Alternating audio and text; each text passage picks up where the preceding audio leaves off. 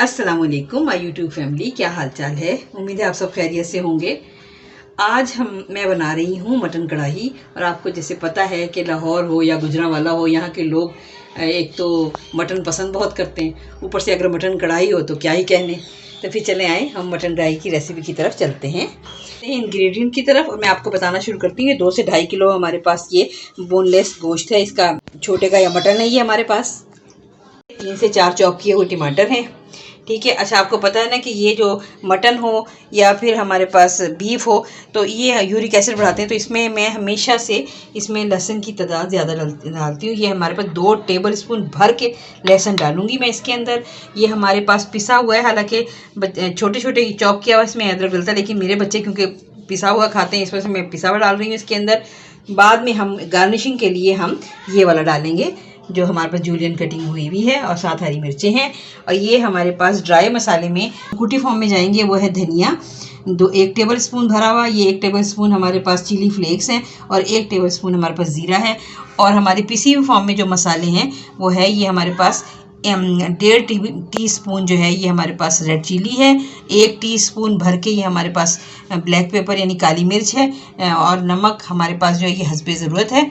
और ये 1 टीस्पून हमारे पास हल्दी है, और ये थोड़ा सा अजवाइन डालती हूँ ताकि ये हज़म करने में आसानी हो। प्याज जाएंगे, ज़्यादा प्याज नहीं जाएगा क्योंकि ऑलरेडी मसाले बहुत ज़्यादा हैं। ये हमारे पास 1 कप फ्रेश हमारे पास दही है, और ये 1 कप हमारे पास फ्रेश क्रीम है।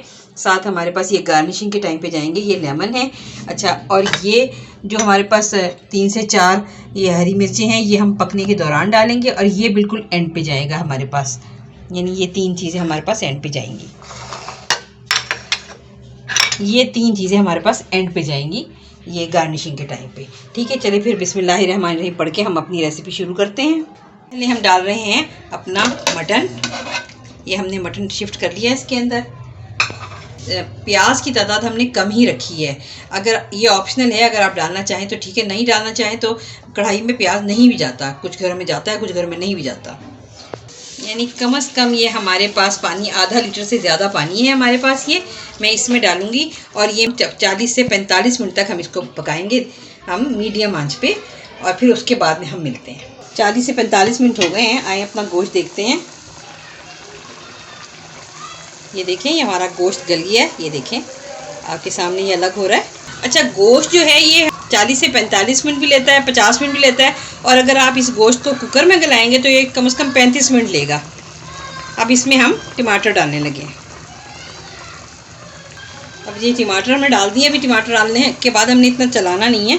इसके ऊपर ये 3 से 4 हमने हरी मिर्चें भी डाल दी हैं इस तरह कट करके। ये देख रहे हैं आप, जूलियन कटिंग हो लेकिन हो लंबी।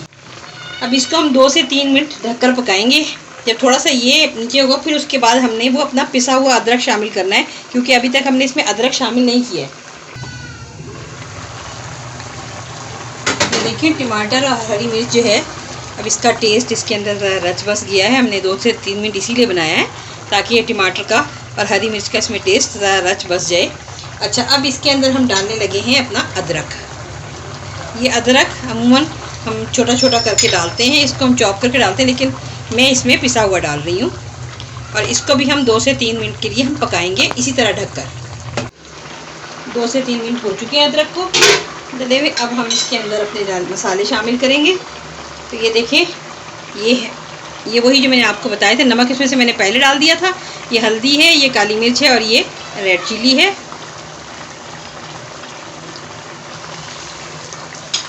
अभी तक हमने इसके अंदर ना ऑयल शामिल नहीं किया है। अभी ये बग़ैर ऑयल के ही बन रहा है। और इसके अंदर हम ये अपने साबुत मसाले भी डाल देते हैं जो हमारे कुटे हुए हैं। ये मैंने आपको नहीं बताया था, ये 1 टेबल स्पून भर के ये चाट मसाला भी जाएगा इसके अंदर। ये ज़रा 2 से 3 मिनट और बन जाए तो फिर इसके अंदर हम अब दही शामिल करेंगे। डाला जाता है, लेकिन मैं इसके अंदर बस इतना डालूँगी जितना कि मुनासिब तादाद में। हालांकि 1 कप ऑयल है, ये देखिए मैंने इसमें इतना डाल लिया है। और बस ये इतना हम बचा लेंगे, इसको काफ़ी है ये ऑयल। जब हम इस ऑयल में 1-2 दफ़ा हम ये भुनाई कर लेंगे तो बस अब इसके अंदर हम अपना दही शामिल करेंगे। चाट मसाला आपको नहीं बताया था, और एक मैंने ये नहीं बताया था, ये 1 टेबल स्पून भर के ये खुश्क मेथी है, सूखी मेथी है, जो कि इसका टेस्ट दोबाला कर देती है कढ़ाई गोश्त का, और वो बिल्कुल हम एंड पे डालेंगे। देखिए ये बुनाई हो चुकी है इसकी। अब इस स्टेज पे आके हम इसमें अपना दही शामिल करेंगे और दही को हम जल्दी जल्दी चलाएंगे ताकि दही के जो ज़रे हैं फटे ना।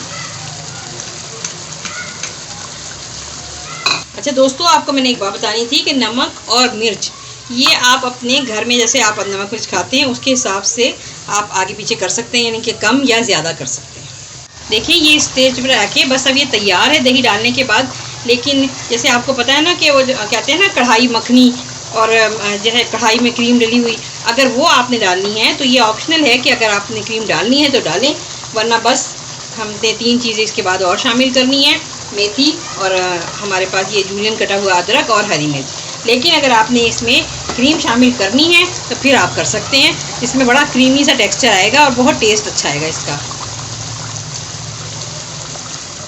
कुछ लोग इसकी जगह जो है वो हम मक्खन के क्यूब्स इस्तेमाल करते हैं, कुछ लोग इसके अंदर 1 चमचा देसी घी भी डाल देते हैं, बहुत ही अच्छा टेस्ट होता है। वो कहते हैं ना जैसे रेस्टोरेंट पे होता है, होटलों में होता है जी देसी घी की कढ़ाई, बस उसमें इतना ही देसी घी डाला होता है, बस 1 चमचे के बराबर। मैं अभी आपको डाल के बल्कि दिखाती हूँ। मेरा अपना घर का देसी घी बना हुआ है, मैंने आपको पहले सिखा चुकी हूँ इस देसी घी की रेसिपी। ये मेरा अपना घर का बना हुआ है, मैं इसमें डाल रही हूँ और इसकी वजह से ये अब देसी घी की कढ़ाई कहलाएगी। ऑलमोस्ट डन है इस वक्त कढ़ाई। अब इसके ऊपर हम अपनी ये मेथी डालने लगे हैं। तो हमने मेथी डाल दी है, जूलियन कटा हुआ अदरक और हरी मिर्च डाल दी है।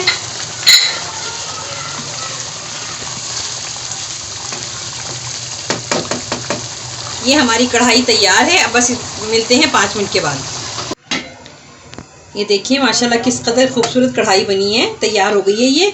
अगर आपको मेरी ये कढ़ाई अच्छी लगी हो तो आप इसको ख़ुद बनाएं अपने, और इसको अपने बच्चों को खिलाएं। और इस कढ़ाई को नान के साथ, रोटी के साथ आप खा सकते हैं। और जब आपको अच्छी लगे तो फिर आप लाइक करें, सब्सक्राइब करें मेरे चैनल को।